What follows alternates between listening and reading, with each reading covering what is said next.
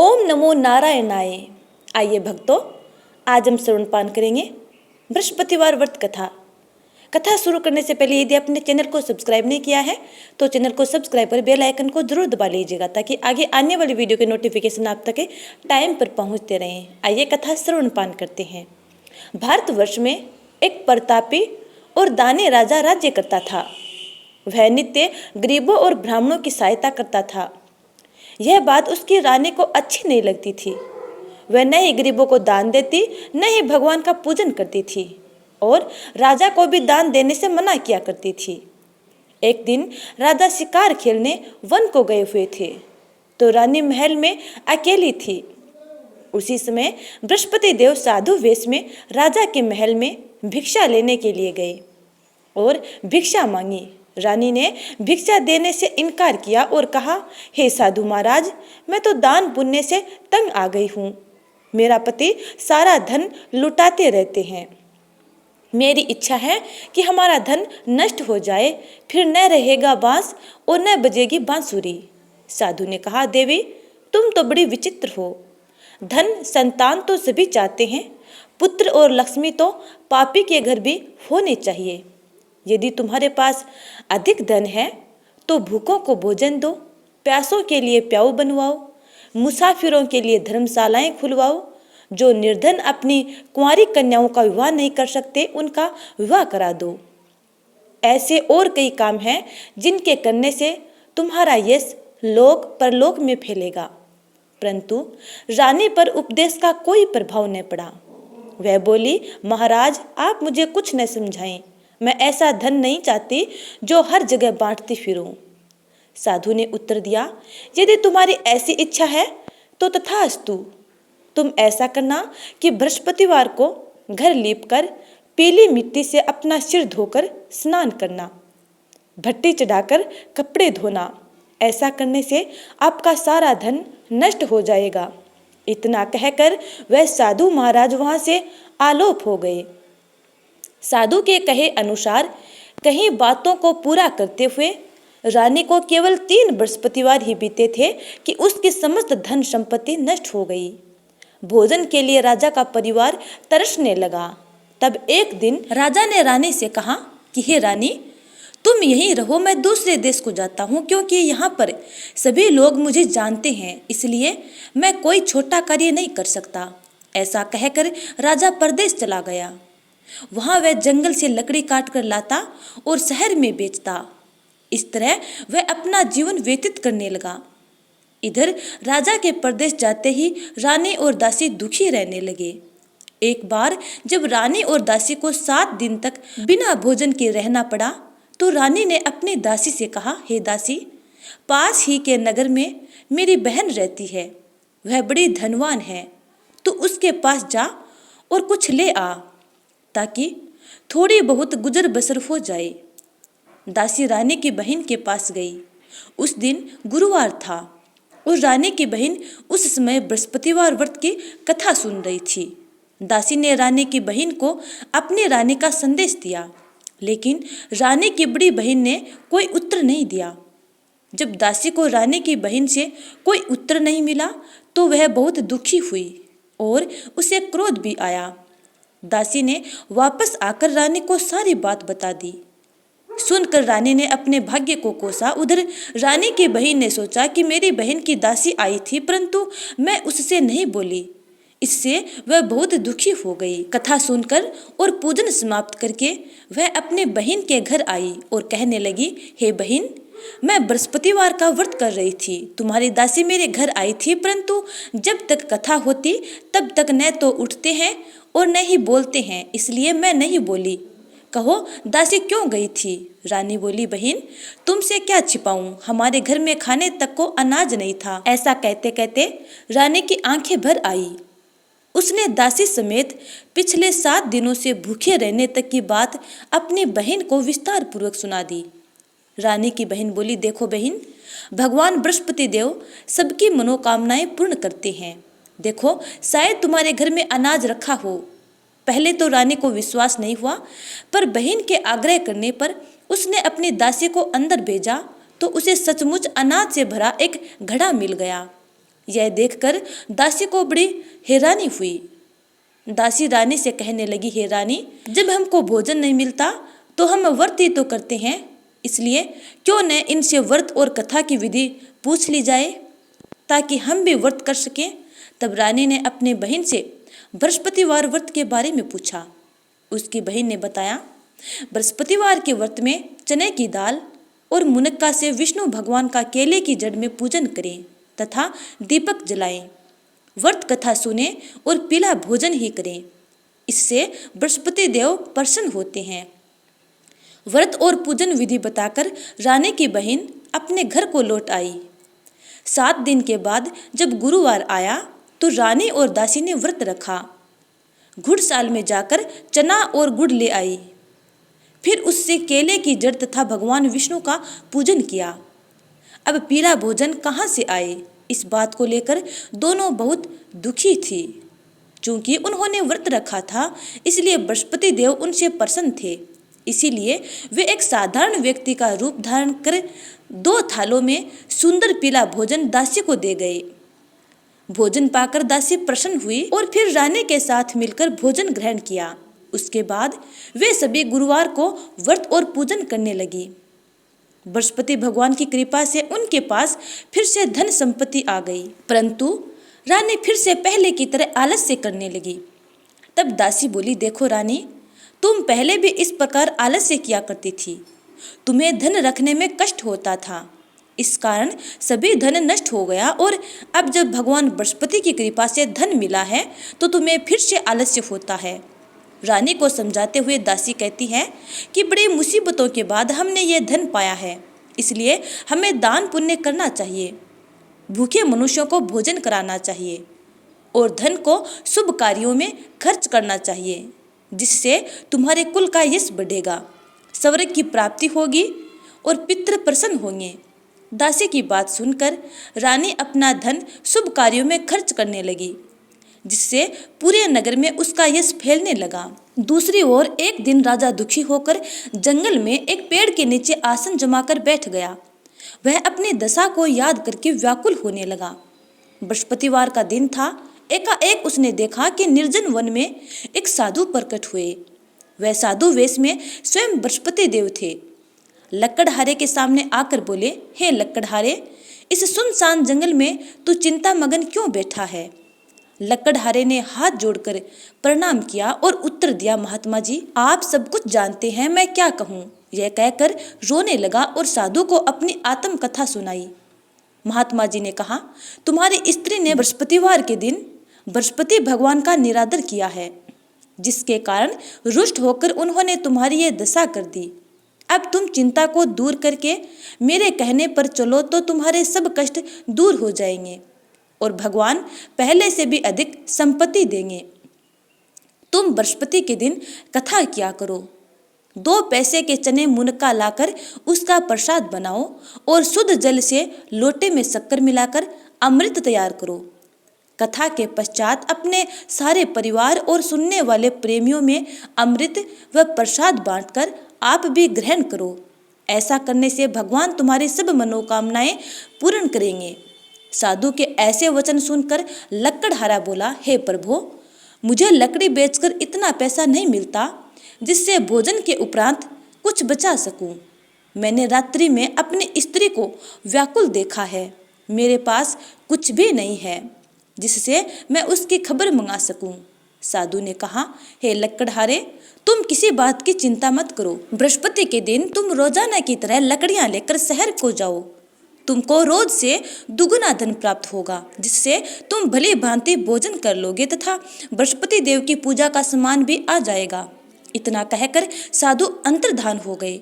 धीरे धीरे समय व्यतीत होने पर फिर वही बृहस्पतिवार का दिन आया। लकड़हारा जंगल से लकड़ी काटकर किसी शहर में बेचने गया। उसे उस दिन और दिन से अधिक पैसा मिला। राजा ने चना गुड़ आदि लाकर गुरुवार का व्रत किया।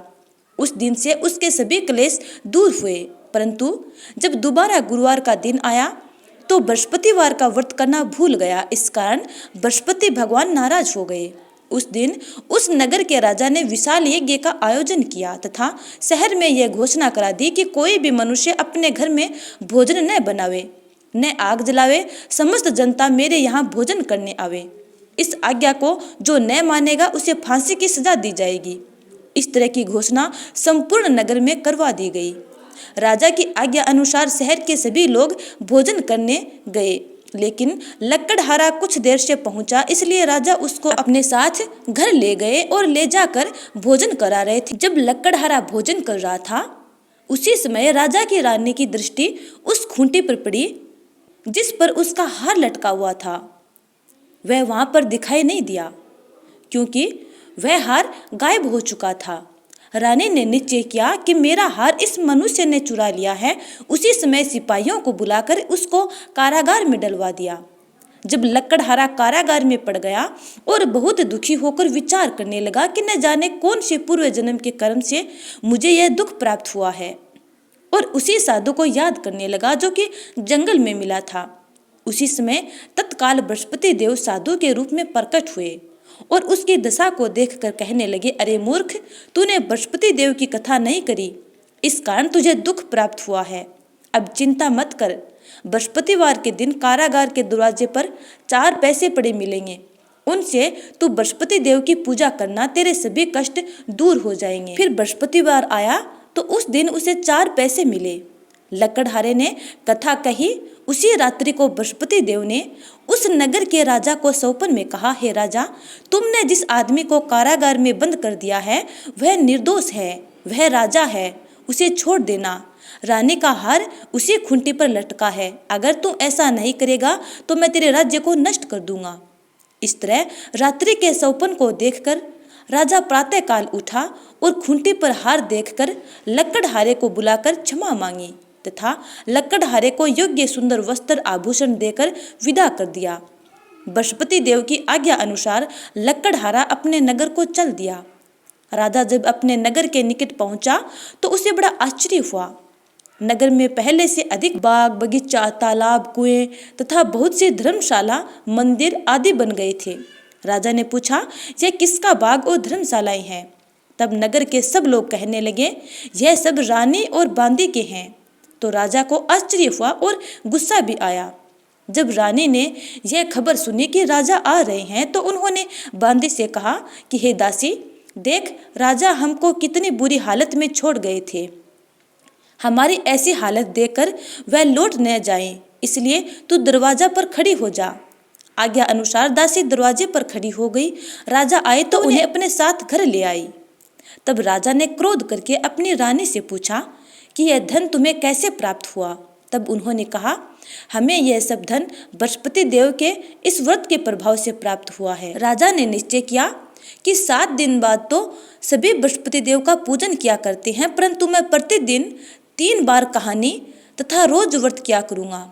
अब हर समय राजा के दुपट्टे में चने की दाल बंधी रहती तथा दिन में 3 बार कहानी कहता। एक रोज राजा ने विचार किया कि चलो अपनी बहन के यहाँ हो आऊं।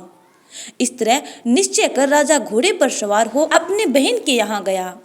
मार्ग में उसने देखा कि कुछ आदमी एक मुर्दे को लिए जा रहे हैं। उन्हें रोककर राजा कहने लगा, अरे भाइयों, मेरी बृहस्पति देव की कथा सुन लो। वे बोले, लो, हमारा तो आदमी मर गया, इसको अपनी कथा की पड़ी है। परंतु कुछ आदमी बोले, अच्छा कहो, हम तुम्हारी कथा अवश्य सुनेंगे। राजा ने दाल निकाली और जब कथा आदि हुई थी कि मुर्दा हिलने लग गया, और जब कथा समाप्त हो गई तो राम राम करके मनुष्य उठकर खड़ा हो गया। आगे मार्ग में उसे किसान खेत में हल चलाता हुआ मिला।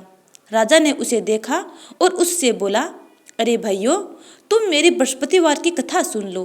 किसान बोला, जब तक मैं तेरी कथा सुनूंगा तब तक 4 हरैया जोत लूंगा। जा अपनी कथा किसी और को सुनाना। इस तरह राजा आगे चलने लगा। राजा के हटते ही बैल पछाड़ खाकर गिर गए तथा किसान के पेट में बड़ी जोर का दर्द होने लगा। उस समय उसकी माँ रोटी लेकर आई। उसने जब यह देखा तो अपने पुत्र से सब हाल पूछा और बेटे ने सभी हाल कह सुनाया। तो बुढ़िया दौड़ी दौड़ी उस घुड़सवार के पास गई और उससे बोली कि मैं तेरी कथा सुनूंगी, तू अपनी कथा मेरे खेत पर चलकर ही कहना।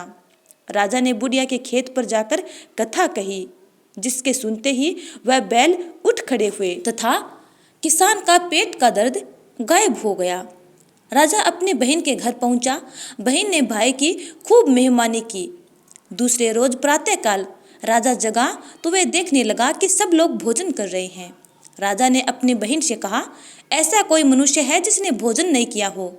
मेरी बृहस्पतिवार की कथा सुन ले। बहन बोली, हे भैया, यह देश ऐसा ही है कि पहले यहाँ लोग भोजन करते हैं, बाद में अन्य काम करते हैं।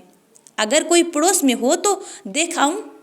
वह ऐसा कहकर देखने चली गई, परंतु उसे ऐसा कोई व्यक्ति नहीं मिला जिसने भोजन न किया हो। अतः वह एक कुम्हार के घर गई जिसका लड़का बीमार था। उसे मालूम हुआ कि उनके यहाँ 3 रोज से किसी ने भोजन नहीं किया है। रानी ने अपने भाई की कथा सुनने के लिए कुम्हार से कहा। वह तैयार हो गया।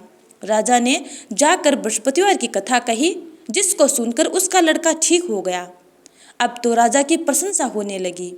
एक रोज राजा ने अपनी बहन से कहा कि हे बहन, हम अपने घर को जाएंगे, तुम भी तैयार हो जाओ। राजा की बहन ने अपनी सास से कहा। सास ने कहा, हाँ चली जा, परंतु अपने लड़के को मत ले जाना, क्योंकि तेरे भाई के कोई औलाद नहीं है। बहन ने अपने भैया से ये कहा, हे भैया, मैं तो चलूँगी, पर कोई बालक नहीं जाएगा। राजा बोला, जब कोई बालक नहीं चलेगा तब तुम क्या करोगी? बड़े दुखी मन से राजा अपने नगर को लौट आया। राजा ने अपनी रानी से कहा, हम निर्वंशी हैं, हमारा मुंह देखने का धर्म नहीं है और कुछ भोजन आदि नहीं किया। रानी बोली, हे प्रभु, बृहस्पति देव ने हमें सब कुछ दिया है, वह हमें औलाद अवश्य देंगे। उसी रात को बृहस्पति देव ने राजा से स्वप्न में कहा, हे राजा, उठ, सभी सोच त्याग दे, तेरी रानी गर्भ से है। राजा ने अपने स्वप्न की बात जब बताई तो सभी को बड़ी खुशी हुई। 9वें महीने में उसके गर्भ से एक सुंदर पुत्र पैदा हुआ। तब राजा बोला, हे रानी, स्त्री बिना भोजन के रह सकती है, पर बिना कहे नहीं रह सकती। जब मेरी बहन आवे तुम उससे कुछ मत कहना। रानी ने सुनकर हाँ कर दिया। जब राजा की बहन ने यह शुभ समाचार सुना तो वह बहुत खुश हुई तथा बधाई लेकर अपने भाई के यहाँ आई। तभी रानी ने कहा, घोड़ा चढ़कर तो आई नहीं, गधा चढ़ी आई। राजा की बहन बोली, भाभी, मैं इस प्रकार न कहती तो तुम्हें औलाद कैसे मिलती? इसके बाद उन सब की बृहस्पति देव पर अत्यंत श्रद्धा, भक्ति और प्रेम बढ़ गया।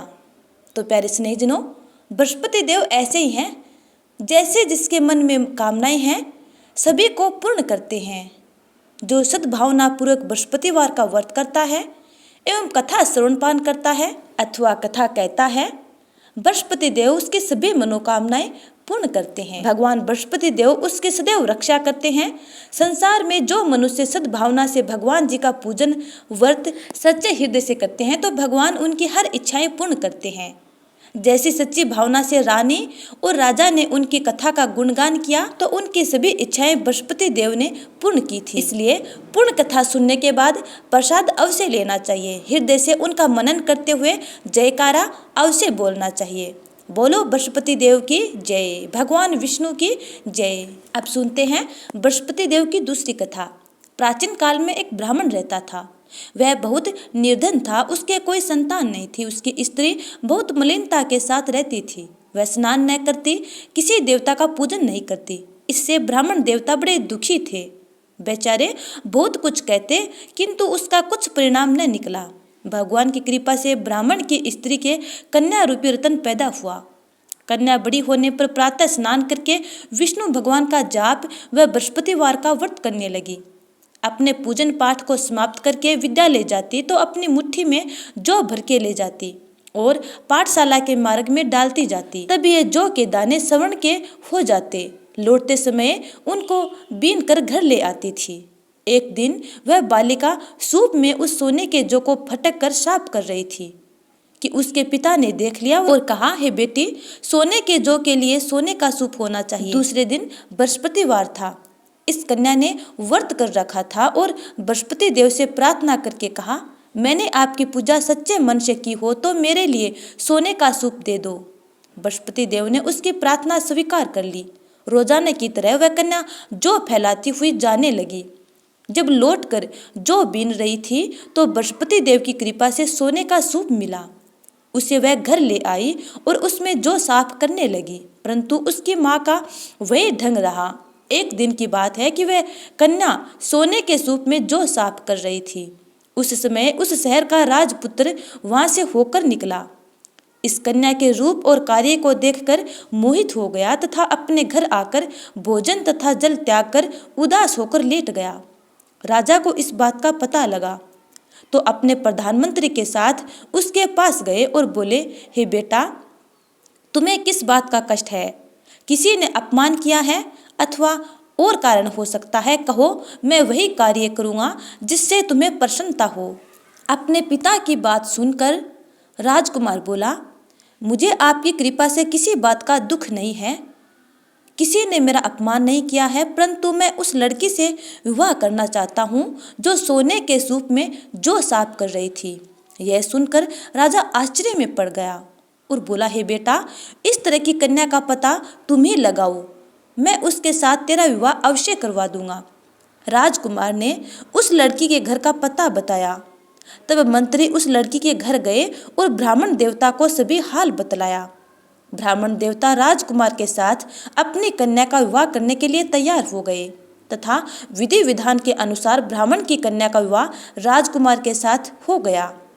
कन्या के घर जाते ही पहले की भांति उस ब्राह्मण देवता के घर में गरीबी का निवास हो गया। अब भोजन के लिए अन्न भी बड़ी मुश्किल से मिलता था। एक दिन दुखी होकर ब्राह्मण देवता अपने पुत्री के पास गए।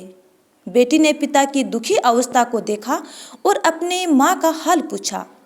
तब ब्राह्मण ने सभी हाल कहा। कन्या ने बहुत सा धन देकर अपने पिता को विदा कर दिया। इस तरह ब्राह्मण का कुछ समय सुखपूर्वक व्यतीत हुआ।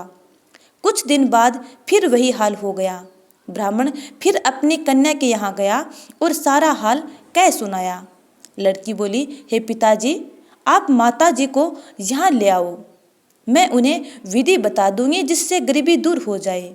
वह ब्राह्मण देवता अपनी स्त्री को साथ लेकर अपनी कन्या के यहाँ पहुँचे।